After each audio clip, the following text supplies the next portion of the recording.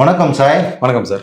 இப்போ பாத்தீங்கன்னா மல்டிபிளெக்ஸ் நிறைய வந்ததுனால தனி திரையரங்குகள், அதாவது இண்டிவிஜுவல் தியேட்டர்ஸ் குறைஞ்சிக்கிட்டே வருது. இந்த இண்டிவிஜுவல் தியேட்டர்ஸோட சாதகம் என்ன, பாதகம் என்ன? அதாவது மல்டிபிளெக்ஸ் கொடுக்கக்கூடிய தியேட்டர் எக்ஸ்பீரியன்ஸ் இருக்கு பாத்தீங்களா, அதை மேட்ச் பண்ணணும் அப்படின்றதுனாலயே தனி திரையரங்குகளால அதை கையாள முடியல.